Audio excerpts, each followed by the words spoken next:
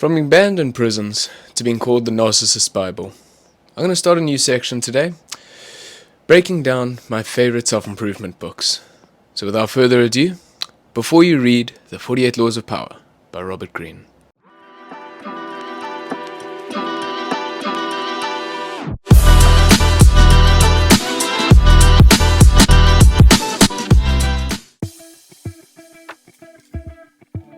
This book, it's a very heavy topic. It's a very heavy book. It's a very controversial for a reason.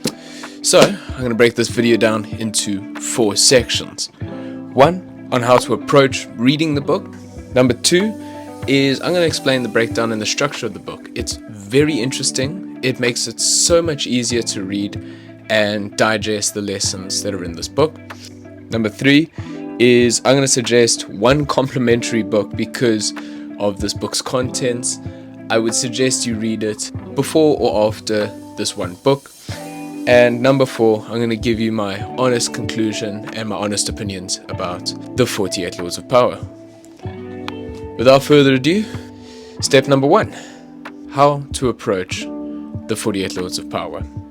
My strongest suggestion after reading this 3 times is do not approach it as a step-by-step action book. Do not approach it like you would your Atomic Habits, how you would approach your How to Win Friends and Influence People. Do not approach it as an instruction manual. If you do, it is very Machiavellian in its approach to people. It treats people like they are a zero-sum game. It treats people like they are just vessels to be manipulated. However, I do still like this book because it teaches you how to avoid manipulation. It teaches you how to use certain scenarios to your advantage. You don't have to be, I'll be honest, as much of a dick as a lot of these people are.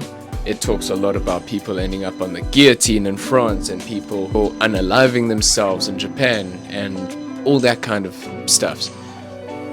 You don't have to go that far, of course. But it gives you more information into the subtleties of power, which I quite like. I'd suggest more just approach it so that you can know how to avoid being manipulated. Alrighty, let's go on to number 2, the structure of the book. I love how this book is structured. Within each chapter, within each of the 48 laws, it has 3 main segments.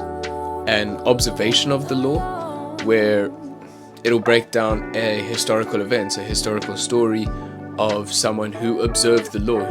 A transgression of the law is the complete opposite. It is someone who from a historical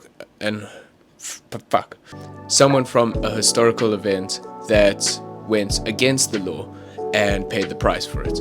After telling the story on how somebody observed or transgressed the law, they will break it down one further into an interpretation on how the law was observed or how the law was transgressed in the story. Number 3, my complimentary book suggestion. This is a very heavy book. I can't overstate that. I read it 3 times. Anytime you read it, it is very heavy on the system. 1, it's not a small book. But 2, it goes into very deep topics. It goes into very heavy topics. And to cleanse the palate and to sort of counterbalance so that you don't end up just being a Machiavellian dick, my suggestion, and what I'm rereading right now, is Dale Carnegie's How to Win Friends and Influence People.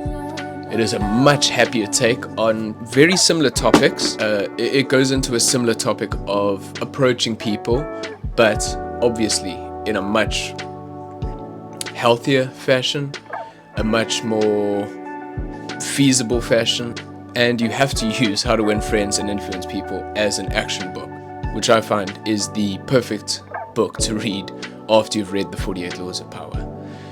And section number 4, my conclusion when it comes to the 48 Laws of Power. It is a fantastic book. It really is. The stories in this book are captivating. They're really interesting. It definitely ups your general knowledge into history, which is freaking awesome.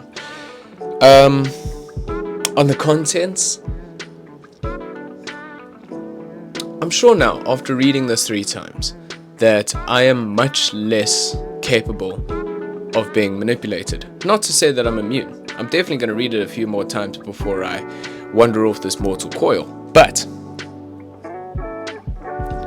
I'm definitely less susceptible to having any of these laws used against me. And I think that's the whole point of this book. It is a fantastic read. If you can, please pick it up. It is great. But also, take everything that's said with a grain of salt. Don't be a dick. I hope you guys get the point. I love you guys. And I'll see you guys soon. Peace. Law number 27. Play on people's need to believe to create a cult-like following. People have an overwhelming desire to believe in something. Become the focal point of such